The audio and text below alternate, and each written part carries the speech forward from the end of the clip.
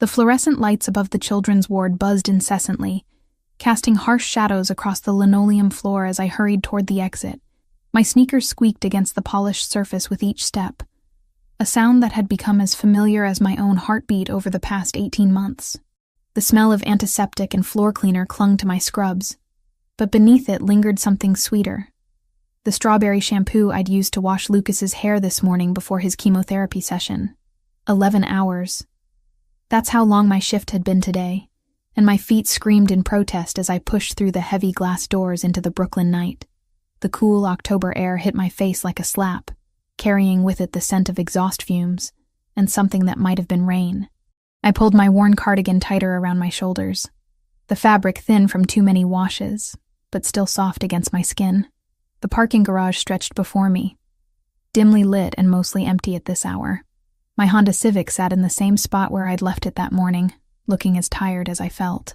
As I fumbled for my keys, my phone buzzed against my hip. A text message. My heart clenched as I recognized the number. One I'd been dreading to see. "Time's up, nurse. $43,000. Tonight. You know what happens if you don't pay." My hands trembled as I read the words again, each digit of that impossible sum burning itself into my retinas. $43,000. The cost of keeping my 5-year-old son alive, reduced to numbers on a screen that might as well have been asking for the moon. I leaned against my car, the metal cold even through my scrubs, and closed my eyes. How had it come to this? Lucas's leukemia diagnosis had shattered our world into before and after, and the after had been nothing but a relentless march through specialists and treatments and insurance claims that covered exactly 60% of everything. The other 40% had fallen on my shoulders like stones, each one heavier than the last. When the medical bills started piling up and the bank refused my loan application for the third time, I'd made a choice that haunted my sleep. Vince Caruso and his men weren't the kind of people you borrowed money from if you had any other option. But watching your child fade away while doctors talked about experimental treatments that cost more than most people's houses had a way of making desperate choices seem reasonable. "Mommy, are the bad men going to come to our house again?" Lucas had asked me just 2 weeks ago. His green eyes, so much like mine, wide with the kind of fear no 5-year-old should carry.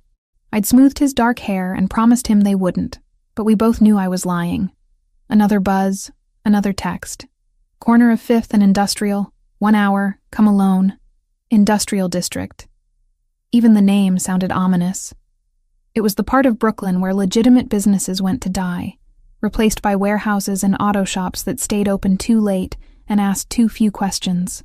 Not the kind of place a 26-year-old pediatric nurse should be walking around at 11:30 at night. But what choice did I have? The late shift at the hospital paid time and a half. And every dollar mattered when you owed money to men who collected debts with baseball bats and tire irons. Mrs. Chen from 4B was watching Lucas tonight like she had so many other nights, her kind eyes never judging me for the hours I kept, or the shadows under my eyes that makeup couldn't hide anymore. I started the car, the engine coughing to life with a sound that reminded me it needed maintenance I couldn't afford. The radio crackled with static as I pulled out of the parking garage, the city lights blurring into streaks of gold and red as my eyes filled with unshed tears. Crying was a luxury I couldn't afford right now. I needed to be strong. Needed to find a way to negotiate with Vince. Maybe buy myself another week or two. The streets grew darker as I drove deeper into the industrial district, legitimate businesses giving way to shuttered storefronts and buildings that looked like they were held together by graffiti and stubbornness. My GPS directed me through a maze of narrow streets that seemed designed to swallow people whole, each turn taking me further from safety and deeper into a world I didn't belong in. 5th and Industrial turned out to be a corner dominated by a chain-link fence and the kind of streetlight that flickered more than it illuminated. I parked across the street, my hands gripping the steering wheel so tightly my knuckles went white. 3 men stood in the shadows cast by a brick building, their cigarettes glowing like orange eyes in the darkness. Vince Caruso was easy to spot. Tall and lean with thinning hair and the kind of smile that never reached his eyes. The 2 men flanking him were broader, built like refrigerators with faces to match. I'd seen them before, during previous negotiations that had ended with me promising money I didn't have, and them promising consequences I didn't want to think about. My phone buzzed again. "Get out of the car." I took a deep breath, tasting fear on my tongue like copper pennies, and opened the door. The street was quieter than a cemetery, the only sound the distant hum of traffic from the highway and the click of my footsteps on broken asphalt. As I crossed the street, I could see Vince's smile widening, and everything inside me screamed to run. "Sofia Martinez," he said, my name sounding like a curse in his mouth. "Right on time. You always were punctual." "I need more time," I said, hating how small my voice sounded in the vast emptiness of the street. "Lucas is responding well to treatment, but the insurance—" "Save it," one of his men interrupted, stepping closer. I could smell cigarettes and something else on his breath, something sharp and medicinal. "Boss doesn't want to hear about your kid's problems anymore." Vince held up a hand, and the man stepped back immediately. "Now, Tommy, let's be civilized here. Sophia's a good customer, always polite, always tries to pay something." His eyes met mine, cold and calculating. "But good intentions don't pay for my time, sweetheart, and my time is expensive. I can give you 2,000 now," I said, my voice steadying slightly. It was every dollar in my savings account, money I'd been hoarding for Lucas's next round of treatments. "And another 1,000 next week. 41,000 short," the third man said, his voice like gravel in a cement mixer. "That's insulting." The word hung in the air between us like a threat. I watched as Vince's expression shifted, the practiced patience melting away to reveal something hungrier underneath, something that made my skin crawl and my heart hammer against my ribs. "You know what I think, Sophia?" Vince stepped closer, close enough that I could see the gold in his front tooth when he smiled. "I think you're not taking this seriously. I think you believe this is some kind of charity case, and we're going to keep extending deadlines out of the goodness of our hearts." "That's not—" I started, but he cut me off with a gesture. "Tommy, explain to the nurse what happens to people who don't take us seriously." Tommy cracked his knuckles, the sound sharp as gunshots in the quiet street. "Well, boss, sometimes people have accidents. Trip down some stairs, walk into doors, real clumsy-like. And sometimes," the third man added, his smile revealing teeth that had seen better days, "accidents happen to people they care about. Kids are so fragile. Hospital security can't be everywhere." The threat hit me like ice water in my veins. Lucas. They were talking about Lucas. "No," I whispered, then louder. "No, you can't." "Can't what?" Vince's voice was soft, almost gentle. "Can't collect what's owed to us? Can't make sure our investments are protected? You came to us, remember? You begged us for help when the banks turned you away." He was right. I had begged, gotten on my knees in this very neighborhood, and pleaded for the money that would give my son a fighting chance. And now that same money was a noose around both our necks. "Run!" The word came from somewhere deep in my chest, some primal part of me that recognized predators when they circled. I turned and ran, my sneakers slapping against asphalt as Vince's laughter followed me into the darkness. Behind me, I could hear footsteps, heavy and unhurried. They knew these streets better than I did. They knew there was nowhere to go. I rounded a corner and slammed into something solid, a chest that felt like a brick wall. Strong hands gripped my shoulders, steadying me as I stumbled backward, my heart hammering so hard I could hear it in my ears. "Please," I gasped, looking up at the stranger who'd caught me. "Please. They're going to hurt my son." I woke to sunlight streaming through windows that were definitely not mine. The bed beneath me was softer than anything I'd ever slept on. The sheets Egyptian cotton with a thread count that probably cost more than my monthly rent. For a moment, I lay perfectly still, letting my eyes adjust to the unfamiliar surroundings, while my mind struggled to piece together how I'd gotten here. The events of the previous night came flooding back in fragments, running from Vince and his men, colliding with a stranger outside that warehouse, the way those three predators had simply vanished when he'd stepped into the light. Alessandro. Even his name felt dangerous on my tongue. I sat up slowly, taking in the guest room that looked like something from a magazine spread. Cream walls adorned with what appeared to be original artwork, a sitting area with furniture that whispered of quiet wealth, and windows that overlooked manicured grounds that seemed to stretch forever. This wasn't just money, This was power. A soft knock interrupted my assessment. "Miss Martinez? Mr. Toretti would like to see you in his study." The woman who entered was middle-aged with silver-streaked hair pulled back in a perfect chignon. Her black dress was simple but elegant, and she carried herself with the authority of someone who ran this household with military precision. A housekeeper, but not the kind who cleaned toilets. This woman managed an empire. "I need to get home to my son," I said, swinging my legs over the side of the bed. "Mrs. Chen is watching him, but she'll be worried if I don't. Mr. Toretti has already arranged for your son to be cared for." She interrupted smoothly. "A nurse is with him now, someone from your hospital's pediatric ward. Mrs. Chen has been compensated for her inconvenience." My blood turned to ice. How does he know about Lucas? How does he know about Mrs. Chen? The woman's expression didn't change. "Mr. Toretti likes to be thorough. There are clothes in the closet that should fit you. Breakfast is waiting in the study." She left before I could ask any more questions, the door closing behind her with a soft click that sounded final. I stumbled to the window, pressing my palms against the glass as I stared out at gardens that belonged in Versailles. Where was I? How long had I been here? The closet she'd mentioned contained an array of women's clothing, all in my size, all with designer labels that made my eyes water. I selected the most conservative option I could find, a pair of dark jeans and a cream sweater that probably cost more than I made in a week, and tried not to think about how he knew my measurements. The hallway outside my room was a study in understated elegance. Marble floors gleamed under crystal chandeliers, and the walls were lined with paintings that looked like they belonged in museums.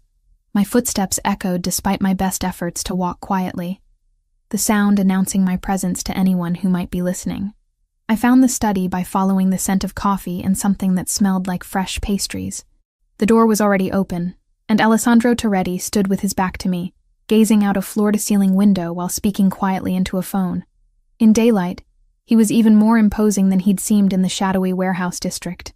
He was tall, easily 6'3", with the kind of build that came from discipline rather than genetics. His black hair was perfectly styled, and even from behind, I could see the expensive cut of his charcoal suit. When he turned to acknowledge my presence, I was struck again by those eyes. Blue so dark they were almost navy, sharp and assessing in a face that could have been carved from marble. "Sophia," he said, ending his call with a word in what sounded like Italian.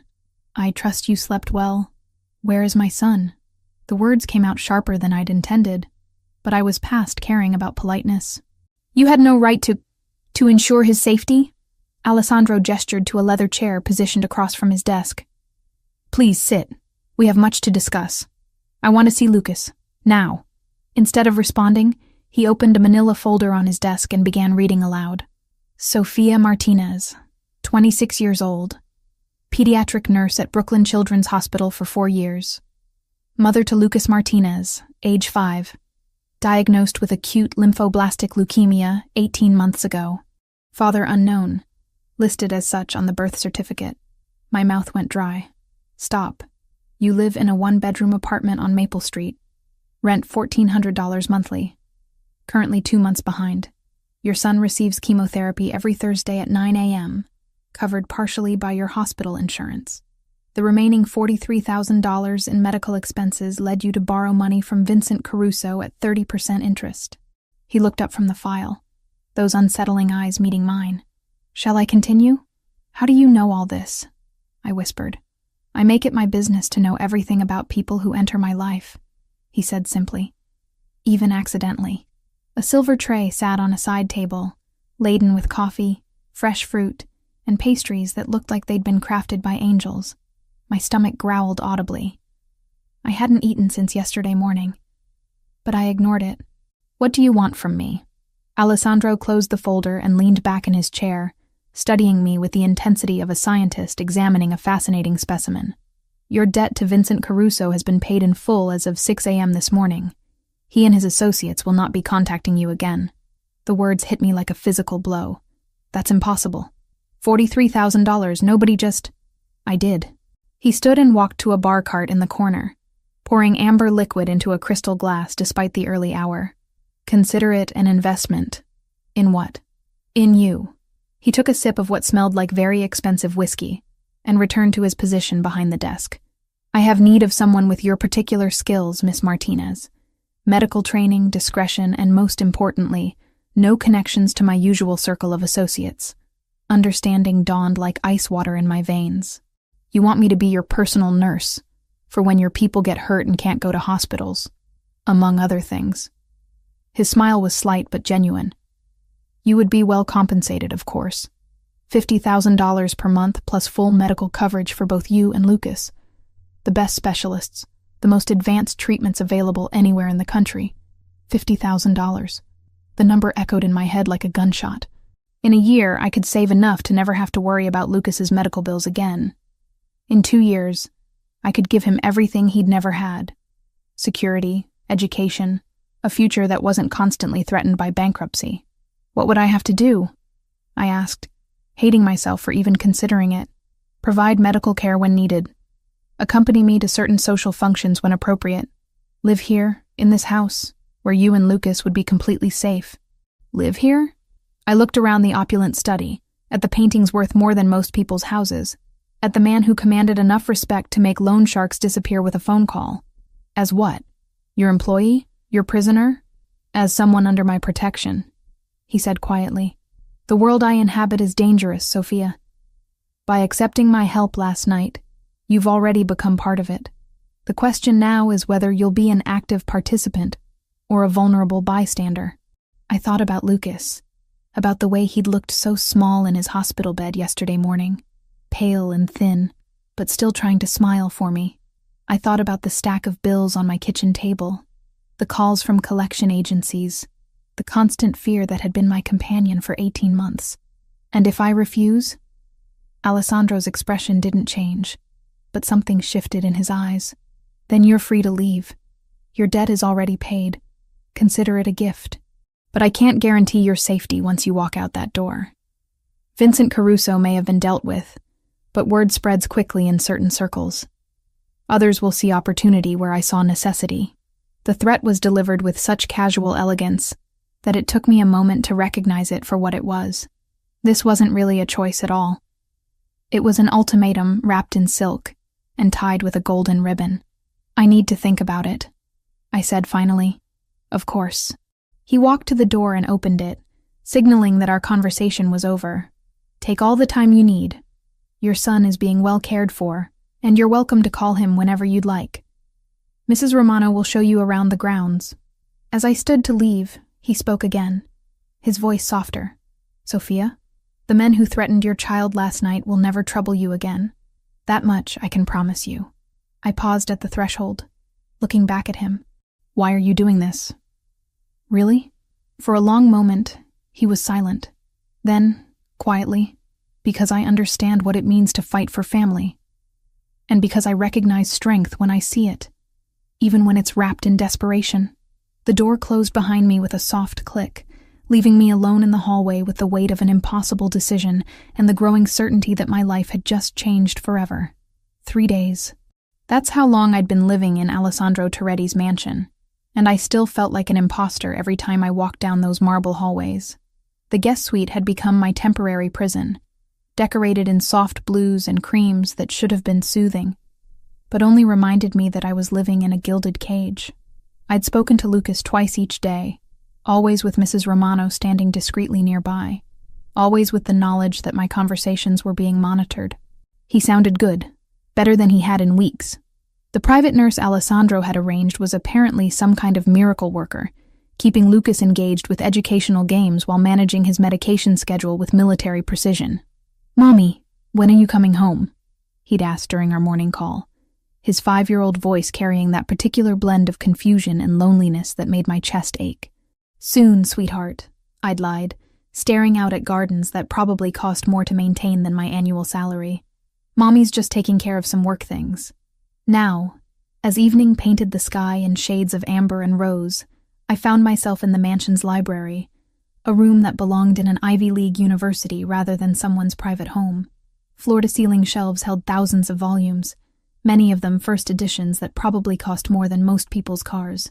I'd been hiding here for hours, trying to lose myself in medical journals while avoiding the man who owned this place. Interesting reading? Alessandro's voice made me jump, the journal slipping from my hands and clattering to the floor.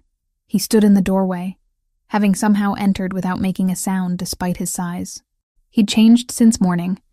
Gone was the formal business suit, replaced by dark jeans and a black sweater that clung to his frame in ways that made it difficult to concentrate.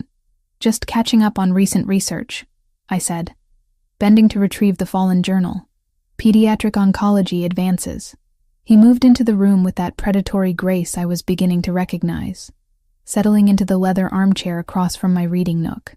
"For Lucas?" I nodded, not trusting my voice. The way he said my son's name, with genuine concern, rather than the calculating tone he used for business, did something strange to my insides.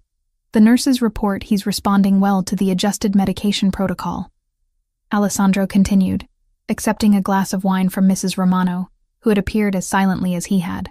"Dr. Chen believes the new treatment combination shows significant promise." My head snapped up. "Dr. Chen? As in Dr. Patricia Chen from Memorial Sloan Kettering? You know her reputation." I stared at him in shock. Dr. Chen was one of the foremost pediatric oncologists in the country. Getting an appointment with her usually required waiting lists measured in months, connections I could never hope to have, and insurance approvals that were nearly impossible to obtain. "How?" I whispered. "I made a phone call." He sipped his wine, watching my reaction over the rim of his glass. "She's been consulting on Lucas's case since yesterday, pro bono, as a favor to a mutual acquaintance." Tears burned behind my eyes, but I refused to let them fall. "You can't keep doing this. Throwing money around, pulling strings, trying to buy my compliance with expensive favors. Is that what you think this is?" Alessandro leaned forward, his dark blue eyes intense. "An attempt to purchase your cooperation? Isn't it?" I stood abruptly, pacing to the window where I could see security guards patrolling the perimeter like well-dressed sentries. The debt payment, the specialist, this house. It's all designed to make me dependent on you. You already were dependent, Sophia. His voice was quiet, but there was steel underneath the silk. "The only difference is that now your dependence ensures your son receives the best care possible, rather than whatever scraps your insurance company deigns to provide." I whirled to face him, anger flaring hot in my chest. "I was managing fine on my own." "Were you?" He stood as well, closing the distance between us in 3 long strides. "Borrowing money from loan sharks, working double shifts while your child underwent chemotherapy, lying awake at night wondering if you'd lose your apartment before you could save his life." Each word hit like a physical blow because they were true. Every single one of them. "That was my choice to make," I said through gritted teeth. "And this is mine." He was close enough now that I could smell his cologne. Something expensive and masculine that made my treacherous body respond in ways it shouldn't. "I choose to help. I choose to provide resources that you need. I choose to protect both you and Lucas from the wolves circling outside these walls." "Why?" The question came out as barely more than a whisper. "You don't know me. You don't owe me anything. So why are you doing this?" For a long moment, he was silent, studying my face as if memorizing every detail. When he finally spoke, his voice was rougher than I'd ever heard it. "Because I understand what it means to lose everything that matters." He turned away, moving to the fireplace where flames cast dancing shadows across his features. "I was 16 when my parents were killed. Car bomb, planted by the Kaczynski family during a territorial dispute that had been simmering for years. My anger deflated like a punctured balloon, replaced by something that felt uncomfortably like sympathy. I came home from school to find police cars in our driveway and neighbors whispering behind their curtains." He stared into the fire, lost in memories that clearly still haunted him. "My father had been building something legitimate, trying to transition our family's interests away from the old ways. The Kaczynskis saw that as weakness." "Alessandro," I started, but he held up a hand. "I spent the next 18 years building an empire strong enough to ensure that what happened to my parents could never happen to anyone under my protection again. And I learned that sometimes the only way to save someone is to make choices they're not ready to make themselves." He looked at me then, and I saw something in those dark blue eyes that made my breath catch. Pain, yes, but also a fierce determination that was both beautiful and terrifying. "You remind me of him," He continued quietly. My father. The way you fight for Lucas, the sacrifices you make without complaint, the strength you show even when you're breaking apart inside. I recognize that kind of love because I watched it destroy and rebuild a man who was trying to create something better for his family.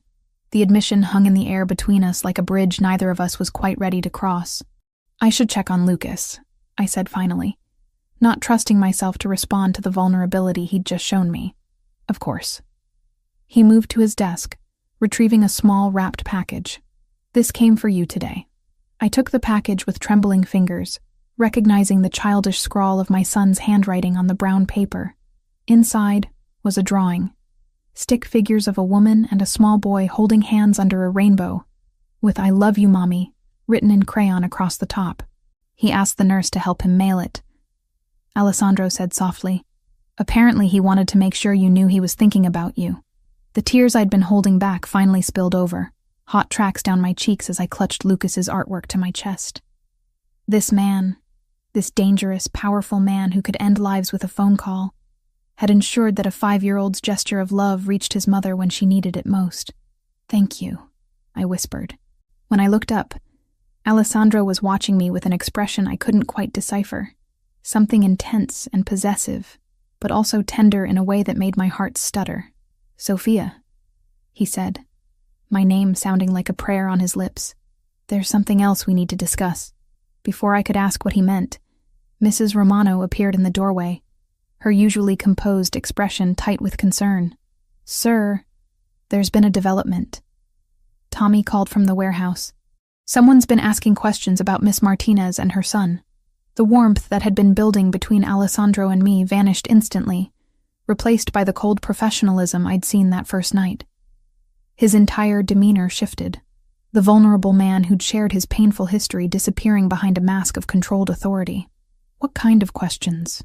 He asked, already moving toward the door. The kind that suggest our involvement with Miss Martinez hasn't gone unnoticed, Mrs. Romano replied. Tommy thinks we may have been made. Alessandro cursed in what sounded like Italian, his hands clenching into fists at his sides. When he looked at me, I saw something that made my blood turn cold. Fear, not for himself, but for me. Pack a bag, he said quietly. We're leaving in 10 minutes. What? Why? What's happening? The Kaczynskis, he said grimly. It seems they've learned about my newest acquisition.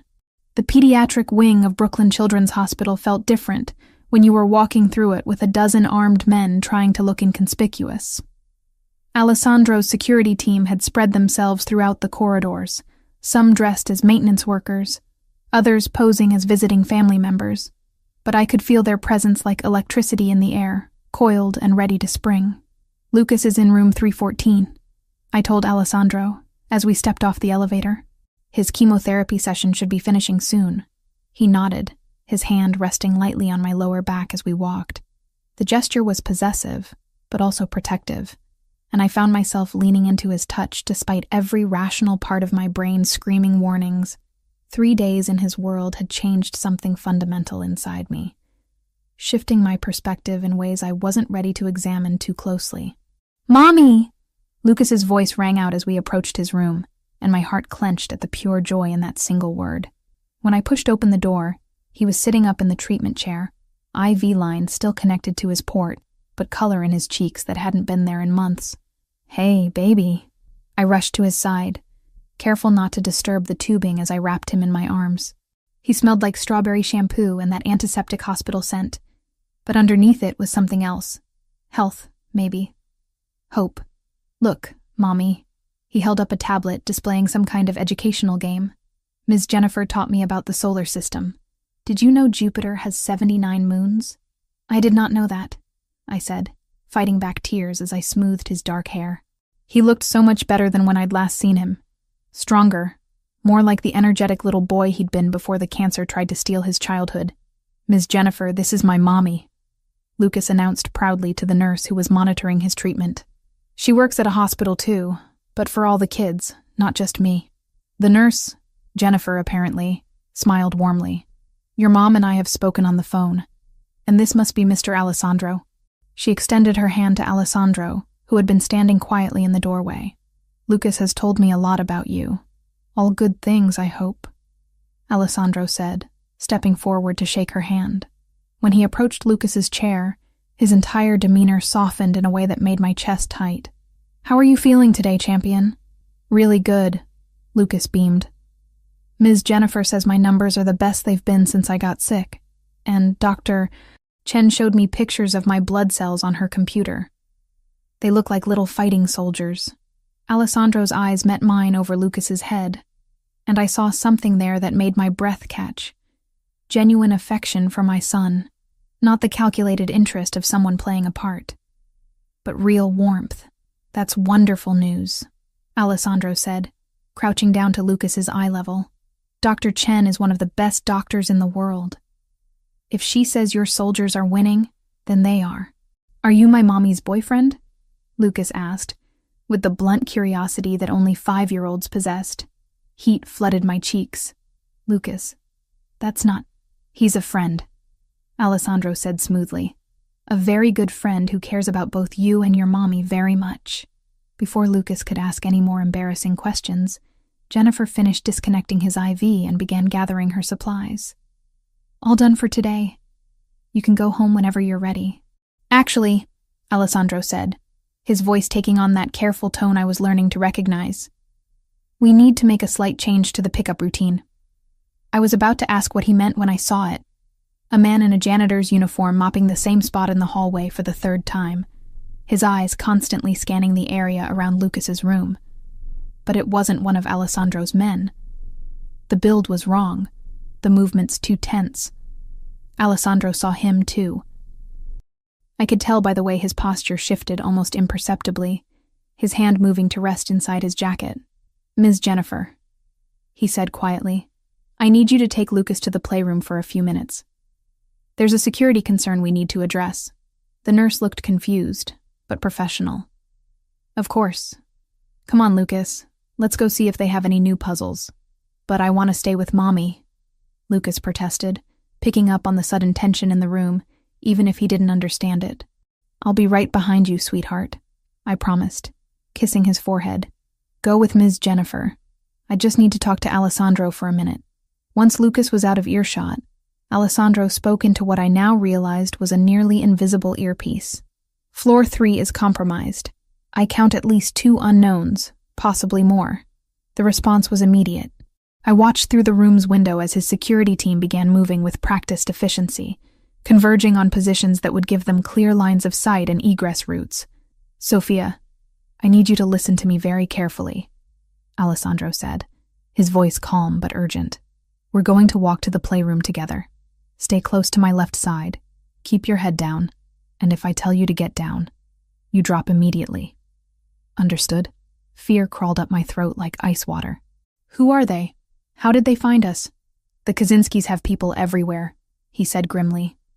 Someone in my organization has been feeding them information. We'll deal with that later. Right now, we need to get you and Lucas out of here safely. We moved through the hospital corridors like we were walking through a minefield. Alessandro's team had formed a loose perimeter around us, but I could see other figures now.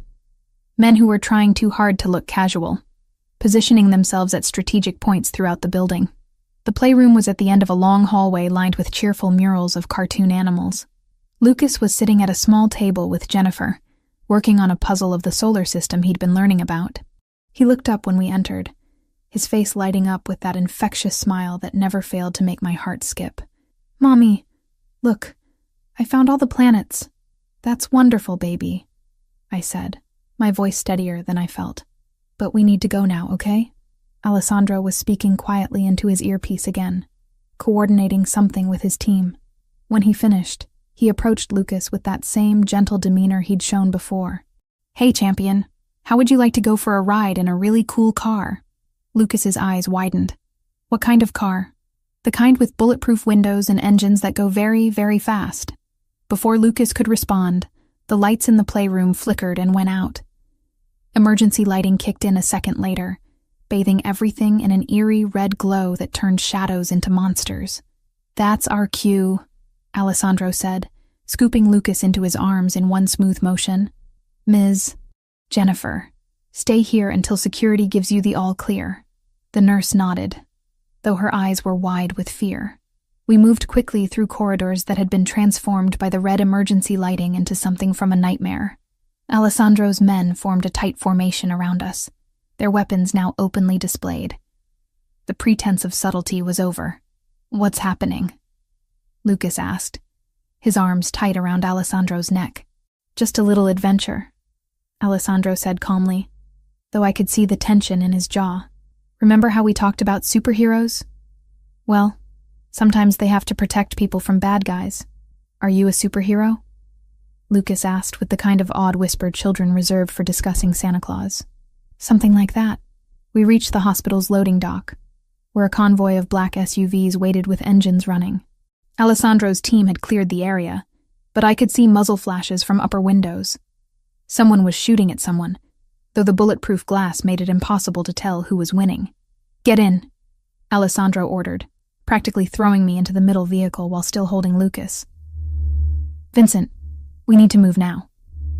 The driver, Vincent apparently, nodded and gunned the engine before Alessandro had even closed the door. We accelerated out of the loading dock like we were fleeing the apocalypse, tires screaming against concrete as we merged into traffic. "Are the bad guys following us?"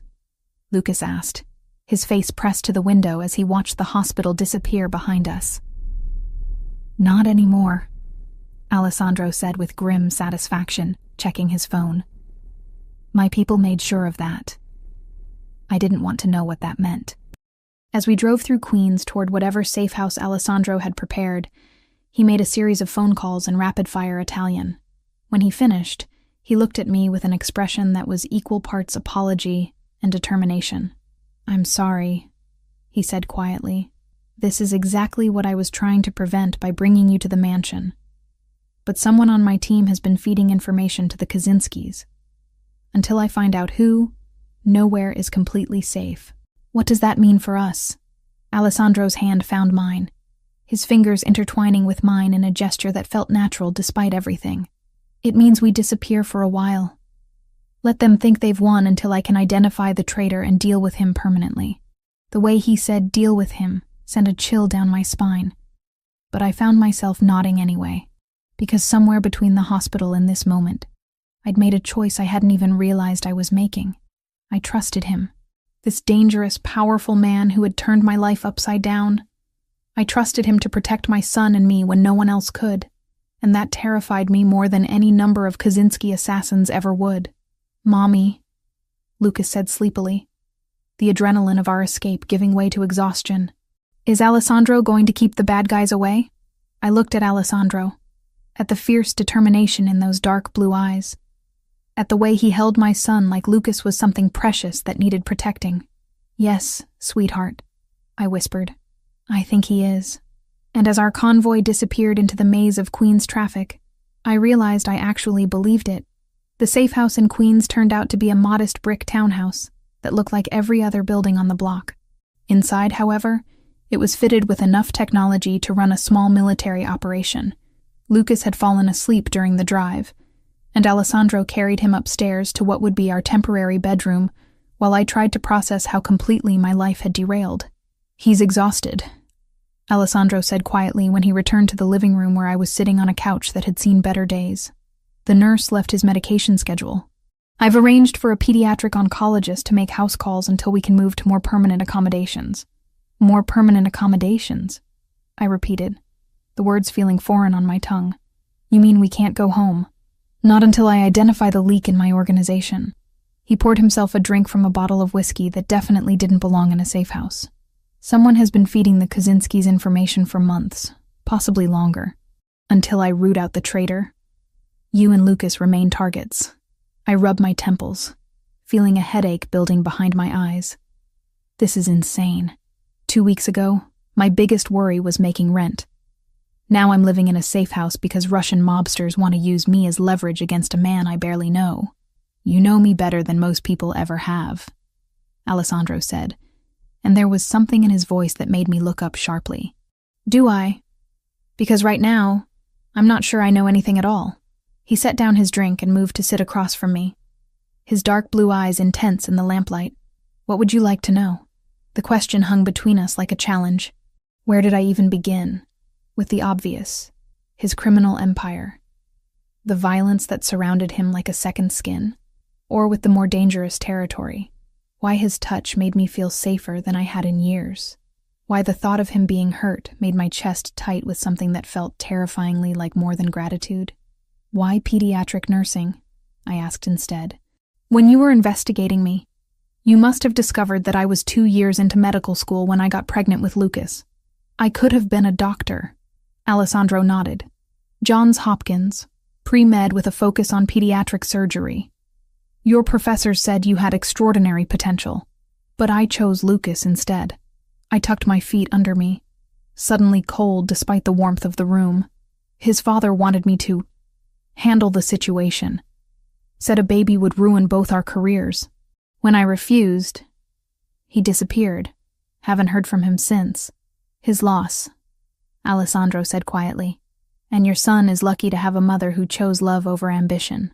Some days I wonder if I made the right choice, I admitted, the words slipping out before I could stop them. If I'd become a doctor, maybe I could have afforded his treatment without having to borrow money from loan sharks. Maybe I could have given him a better life. You gave him the most important thing, a mother who would sacrifice everything for him. Alessandro leaned forward, his elbows resting on his knees. I never had that. My mother died when I was 8. Car accident on a rainy night. After that, it was just my father and me. And he was so consumed with building the family business that I raised myself more than he did. There was pain in his voice.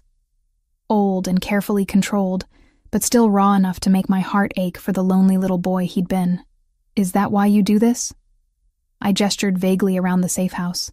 The protection, the control, making sure everyone around you is safe? Partly. He was quiet for a long moment, staring into his glass.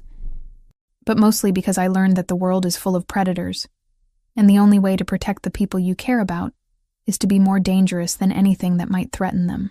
The admission settled between us like a bridge I wasn't sure I was ready to cross, because hidden in those words was an implication that made my pulse quicken, that he cared about me, about Lucas, that we weren't just obligations or strategic assets, but people he genuinely wanted to protect. I need some air, I said abruptly, standing and heading for what I hoped was a back door. The small garden behind the townhouse was overgrown and neglected, but it offered the illusion of privacy and space I desperately needed. I sat on a wooden bench that wobbled under my weight and tried to make sense of the chaos my life had become. The back door opened behind me, and I knew without looking that Alessandro had followed. He moved to stand beside the bench, not sitting but close enough that I could smell his cologne, that expensive masculine scent that had become oddly comforting. In my line of work, he said quietly, emotional attachments are considered weaknesses, vulnerabilities that enemies can exploit. Then why risk it? I asked, not looking at him. Because some things are worth the risk. The simple statement made my breath catch. When I finally looked up, he was watching me with an expression that was equal parts hunger and tenderness, a combination that should have been impossible, but somehow worked on his sharp features. Alessandro. I started, but he shook his head. You don't have to say anything.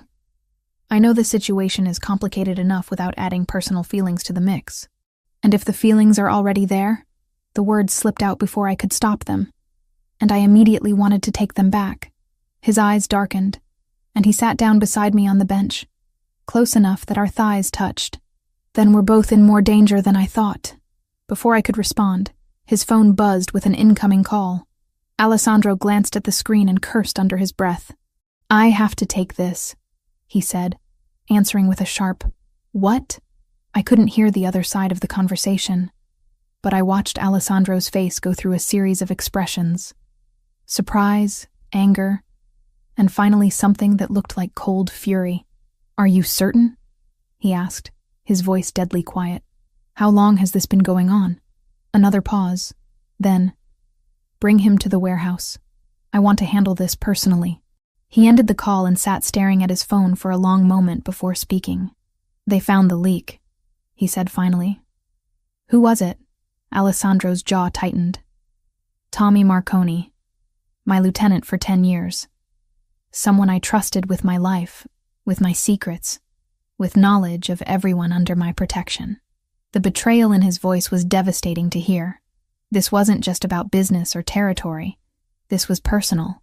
Someone Alessandro had considered family had been selling information to his enemies, putting not just him at risk, but everyone who depended on him for protection, including me, including Lucas. What happens now? I asked. Now, Tommy pays for his betrayal.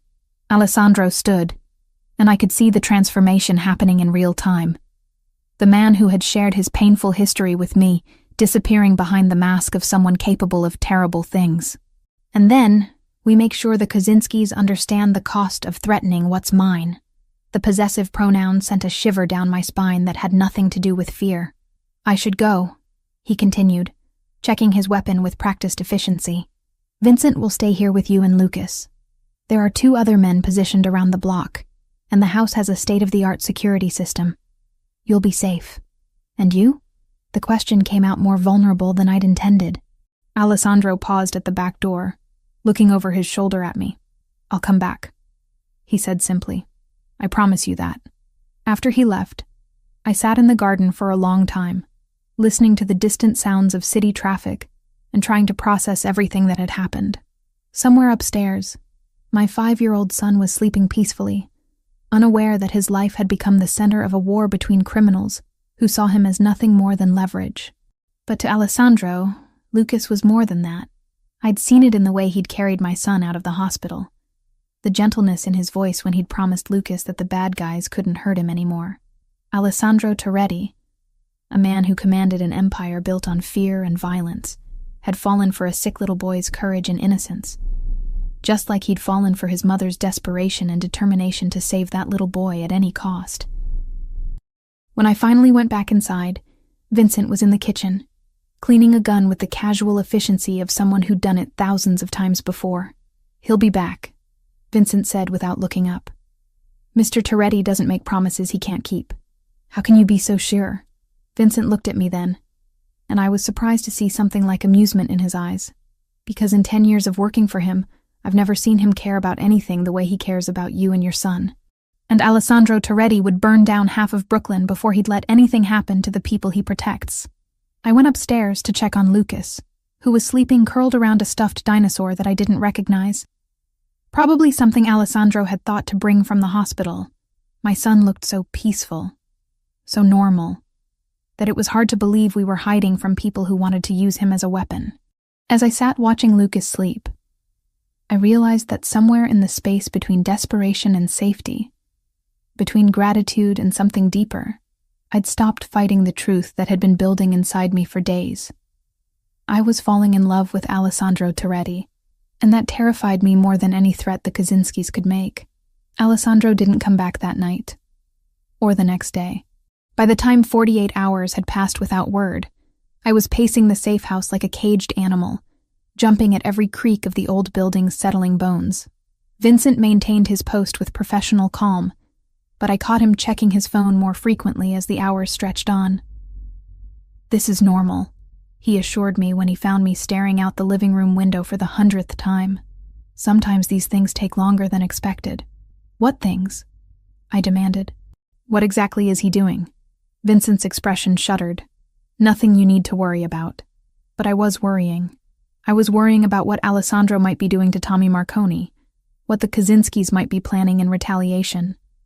And most dangerously, what it meant that my heart clenched with genuine fear every time I thought about Alessandro being hurt. Lucas, thankfully, seemed oblivious to the tension. He'd adapted to our temporary living situation with the resilience that only children possessed, turning the safe house into his personal playground while maintaining his medication schedule with the help of Dr. Patterson, the pediatric oncologist Alessandro had somehow convinced to make house calls. Mommy, when is Alessandro coming back? Lucas asked on the 3rd morning, looking up from the tablet where he was playing an educational game about marine biology. Soon, sweetheart, I said, hoping I wasn't lying. Good. I want to show him the whale facts I learned. The simple statement twisted something in my chest. In less than a week, Alessandro had somehow become important to my son, not just as a protector, but as someone Lucas genuinely cared about. Someone he looked up to and wanted to impress, just like his mother. I was still processing that uncomfortable truth when my phone rang. Alessandro's number flashed on the screen, and I answered so quickly I nearly dropped the device. Sophia. His voice was rough, like he'd been shouting or hadn't slept. Are you and Lucas safe? We're fine. Where are you? Vincent said. Vincent doesn't know everything. There was noise in the background. Voices, machinery, something that sounded like construction. I need you to listen carefully. In about 6 hours, Viktor Kaczynski is going to make a move. I've disrupted his operation significantly, and he's going to respond by trying to take what he thinks I value most. Ice flooded my veins. Us. Yes, but I'm not going to let that happen. His voice hardened. Vincent has instructions to move you to a secondary location if I'm not back by 4 p.m. You're to go with him without argument, no matter what you might hear or see. Alessandro, what's going on? What did you do? Silence stretched across the connection, filled only by that background noise that I was beginning to think might be screaming. I did what was necessary, he said finally. Tommy is no longer a problem. Neither are the 3 Kaczynski soldiers he'd been feeding information to. But Viktor knows I'm coming for him now, and desperate men do desperate things. Come back, I whispered. Whatever you're planning, whatever you think you need to do, just come back. We'll figure out another way. There is no other way, Sophia. His voice softened slightly. This ends now, one way or another, but I need to know you and Lucas are safe before I can finish it.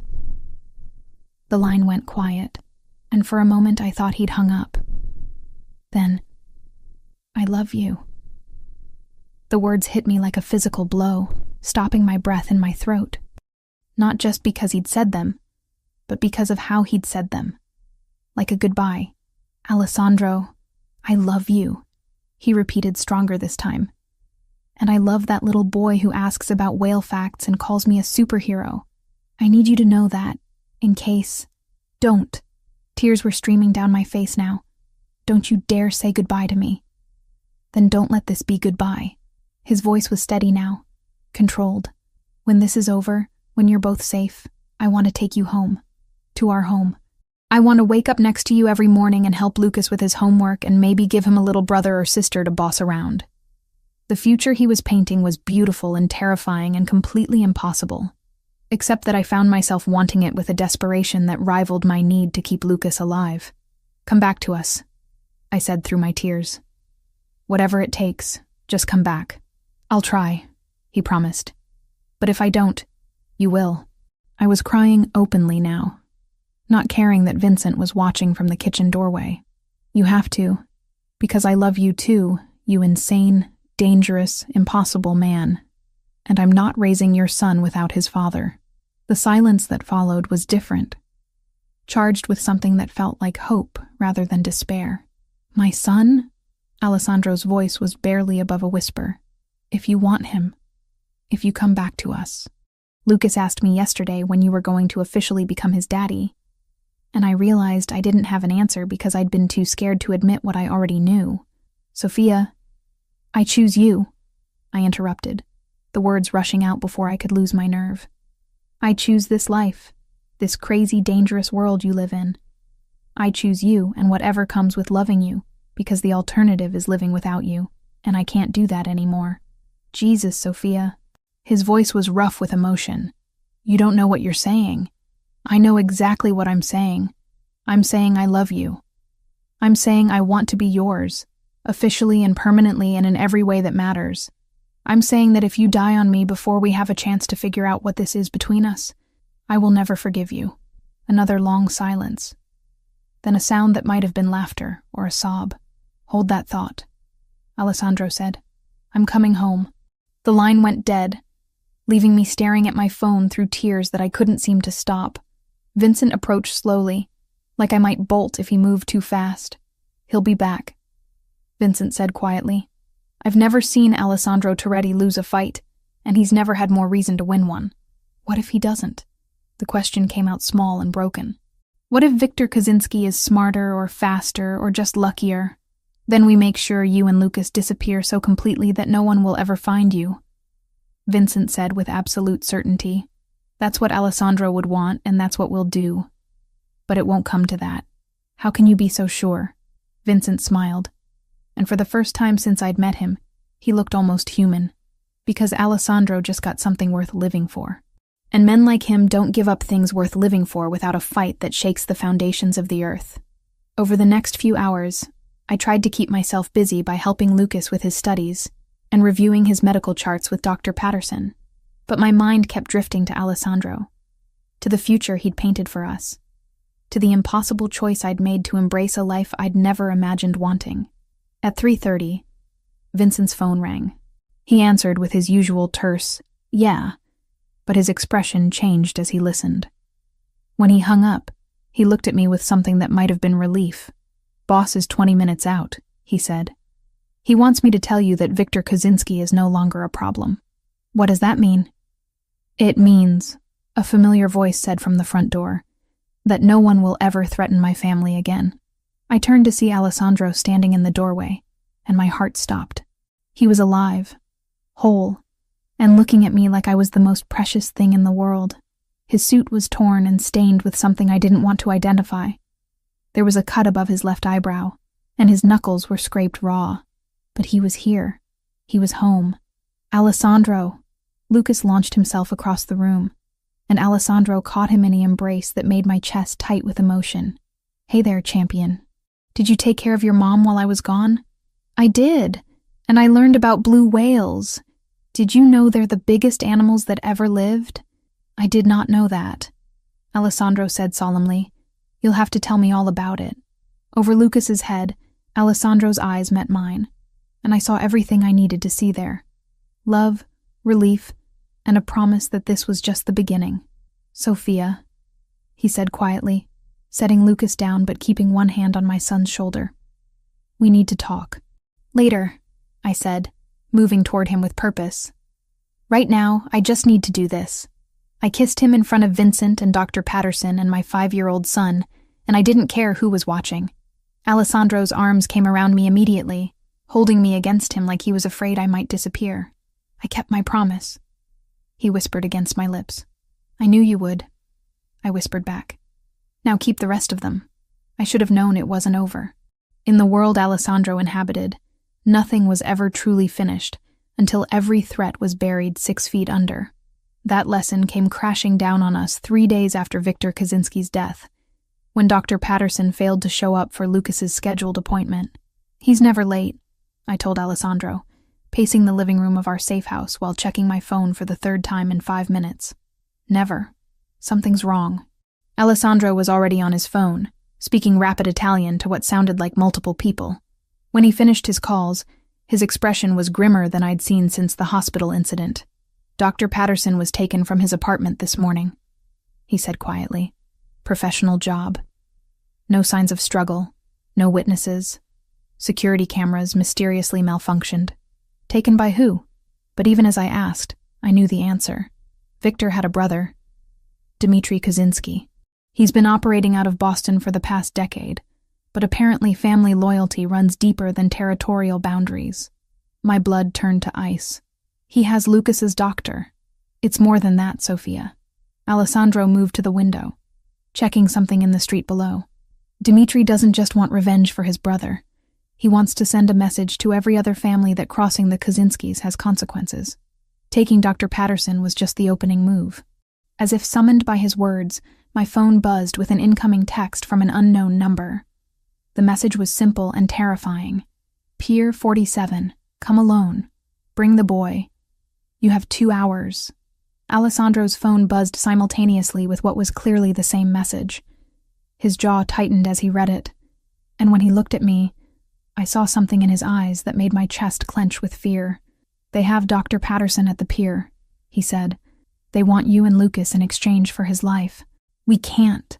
The words came out as barely more than a whisper. "Alessandro, we can't trade Lucas for—" "We're not trading anyone." He cut me off, his voice carrying that deadly calm I'd learned to recognize. "But we are going to that pier. You just said they want us to come alone. They want you to think you're coming alone." Alessandro was already moving toward the stairs, probably to check on Lucas. There's a difference. Over the next hour, I watched Alessandro coordinate what appeared to be a small army. Men arrived at the safe house in 1s and 2s, each carrying cases that I suspected contained enough firepower to level a city block. Vincent briefed them on the pier's layout, while Alessandro studied satellite images on his laptop. The pier extends about 200 yards into the harbor, Vincent explained, pointing to various positions on a detailed map. 3 ways in by land, 1 by water. If they're smart, they'll have snipers positioned here, here, and here. They're not just smart, Alessandro said grimly. Dmitry Kozinski spent 10 years building a reputation in Boston. He doesn't make mistakes. Then how do we get Lucas out of there safely? I asked. Alessandro looked up from his laptop, and I saw something in his expression that made my heart skip. We don't take Lucas to the pier. What? They said bring the boy. They didn't specify which boy.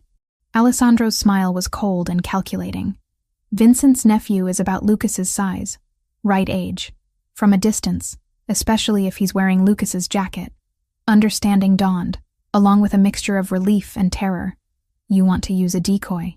I want to give Dmitry what he expects to see while keeping the people I love out of the line of fire. Alessandro stood and pulled me into his arms. But it means you'll still have to go to that pier, Sophia. I can't risk using a double for you. They'll have photographs, they'll know. I'm going with you anyway, I said, surprised by how steady my voice sounded. Dr. Patterson risked his safety to help Lucas. I'm not letting him die because of us. Alessandro's eyes searched my face. You understand what you're agreeing to? This isn't just dangerous. If something goes wrong, if my plan fails, then we face it together. I reached up to touch the cut above his eyebrow, which was already healing. That's what partners do, right? They face things together? Partners, he repeated, and something in his voice made my chest tight. Is that what we are? I think we're a lot more than that, I said softly. But we can figure out labels later. Right now, let's go save Dr. Patterson and end this once and for all. The drive to the pier took 25 minutes through traffic that seemed designed to test my sanity. I sat in the passenger seat of Alessandro's Bentley, wearing a wire so thin I could barely feel it, and a bulletproof vest that felt like it weighed 100 pounds. Vincent's nephew, Tony, a brave 13-year-old who looked remarkably like Lucas from a distance, sat in the back seat wearing my son's favorite dinosaur jacket. Remember, Alessandro said for the 10th time, you follow my lead exactly. If I tell you to get down, you drop immediately. If I tell you to run, you run, and don't look back.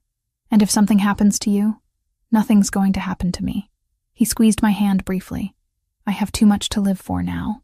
Pier 47 stretched into New York Harbor like a concrete finger pointing toward the Statue of Liberty. At 7 p.m., it should have been bustling with tourists and evening fishermen. Instead, it was eerily deserted, except for a single figure standing at the far end. Dr. Patterson, tied to one of the support pillars with what looked like enough rope to secure a boat. I count 6 hostiles. Vincent's voice crackled through Alessandro's earpiece. 3 on the pier itself, 2 in the warehouse behind you, 1 in the water on a speedboat. Dmitry Kozinski is the tall one standing next to the doctor. Copy that. Alessandro checked his weapon one final time. Remember, nobody moves until I give the signal. I want Dmitry alive long enough to tell me who else was involved in this operation. We walked onto the pier hand in hand, Tony trailing slightly behind us with his hood up and his head down. To anyone watching from a distance, we looked exactly like what Dmitry expected. A desperate mother and her protector bringing a sick child to trade for a doctor's life. Stop there! A voice called out when we were about 50 yards from the end of the pier. Dmitry Kozinski stepped into view, and I was struck by how much he resembled his dead brother. Tall, pale, with the kind of cold eyes that suggested he'd never met a problem he couldn't solve with violence. You have something that belongs to me, Alessandro called back. And you killed something that belonged to me, Dmitry replied. I think that makes us even. But family honor demands satisfaction. Let Dr. Patterson go. This is between you and me. Dmitry laughed, the sound carrying across the water like breaking glass. You think this is about you? This is about respect. About showing every family from here to Moscow what happens when you cross the Kozinskis. Your brother threatened my family, Alessandro said, his voice carrying easily across the distance. He died because he forgot that some things are worth more than territory or respect. Family is worth more than anything, Dmitri agreed. Which is why you're going to watch yours die before I put a bullet in your head. That's when everything went wrong. The speedboat in the water opened fire first, automatic weapons chattering as bullets chewed up the concrete around our feet. Alessandro threw himself over me, driving us both to the deck as his men responded from their concealed positions. The pier erupted into chaos, muzzle flashes strobing in the growing darkness, the sharp crack of sniper rifles, shouts in multiple languages. "Stay down!" Alessandro shouted over the gunfire, but I was already moving. Dr. Patterson was still tied to that pillar, and Dmitri was using him as a human shield while returning fire with a pistol that looked like it could stop a tank. "The doctor!" I yelled, pointing toward the end of the pier.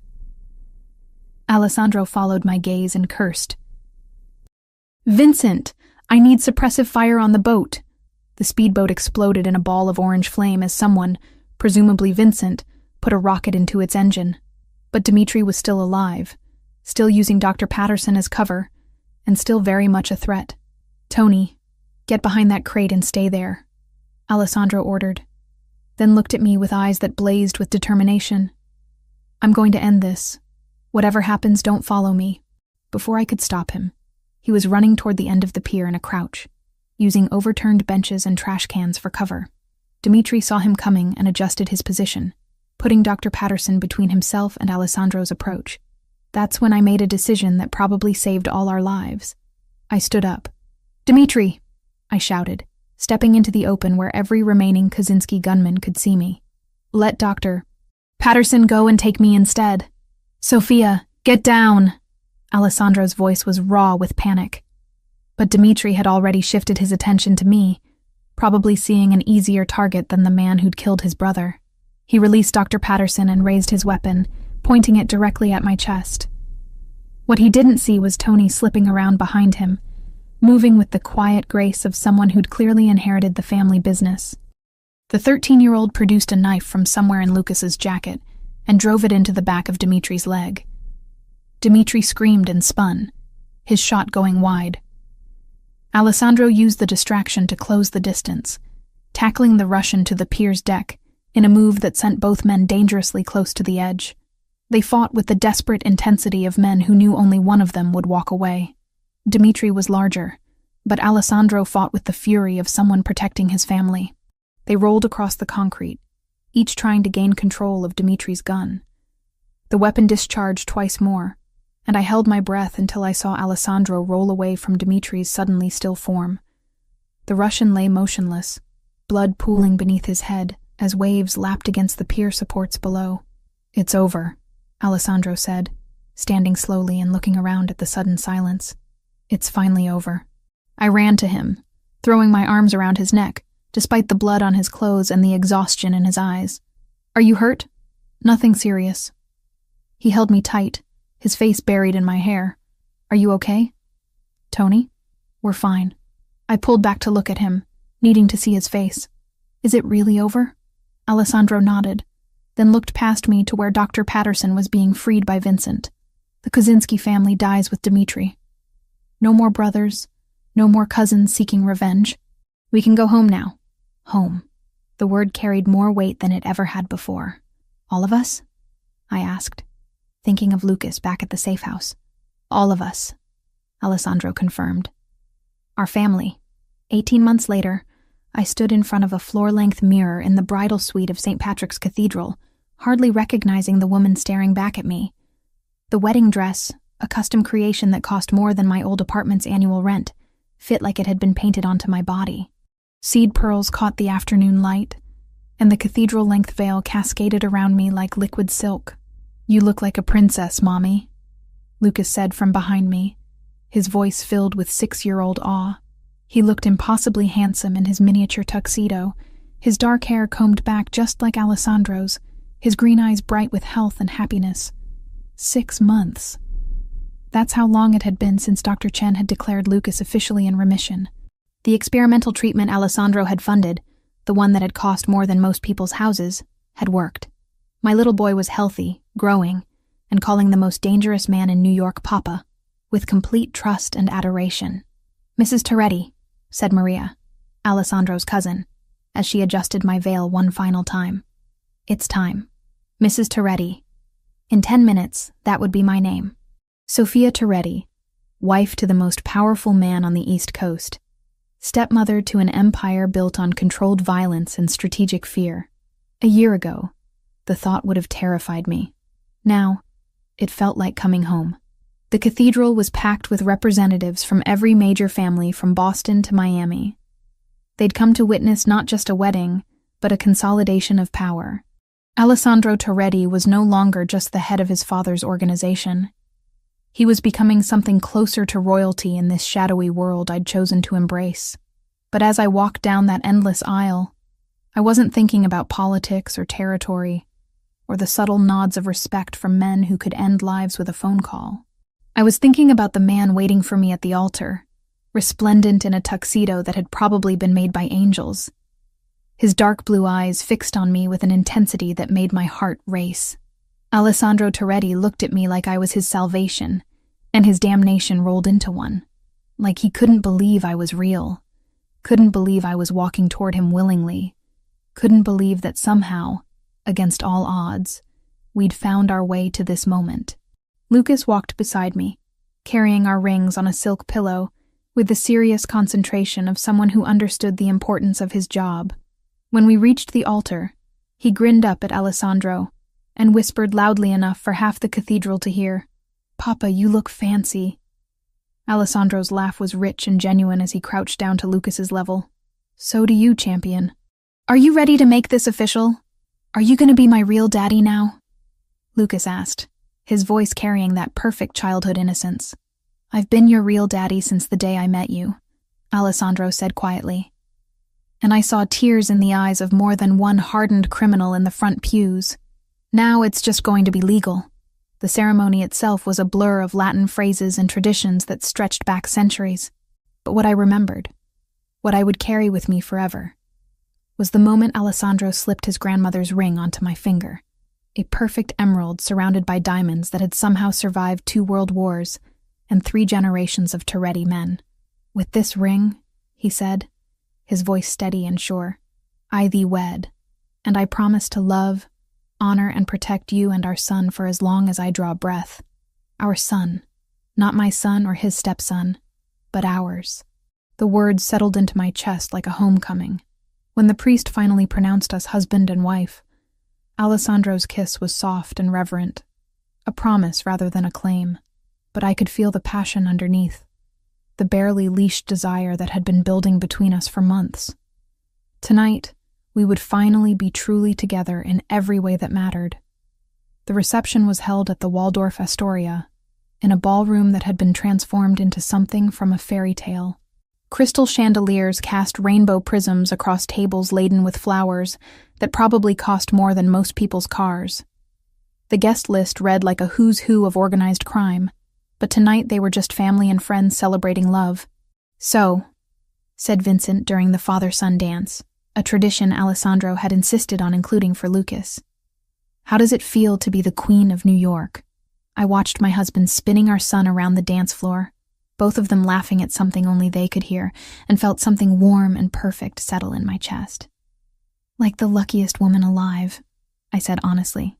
Later, during our first dance as husband and wife, Alessandro held me close and whispered in my ear, "Any regrets?"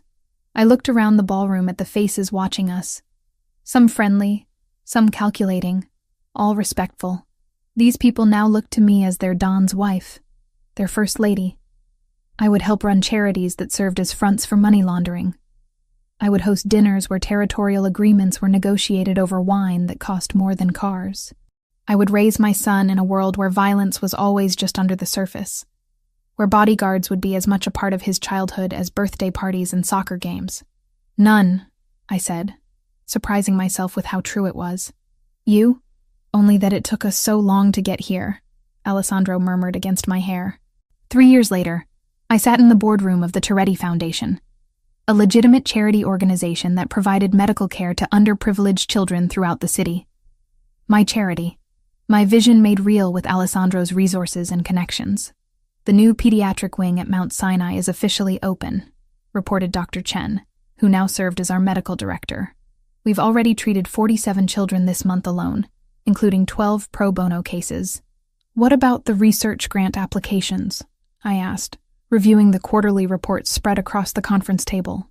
Approved, said Michael Romano, our CFO and Mrs. Romano's son. The Martinez Foundation for Pediatric Cancer Research is now fully funded for the next 5 years. The Martinez Foundation, named after my maiden name, dedicated to ensuring that no parent would ever have to choose between their child's life and financial ruin. It was Alessandro's wedding gift to me. $10 million to start, with a promise of unlimited funding as long as children needed help. Excellent. What about the new clinic in Queens? As we reviewed plans for expanding our medical outreach, I felt a familiar flutter in my abdomen.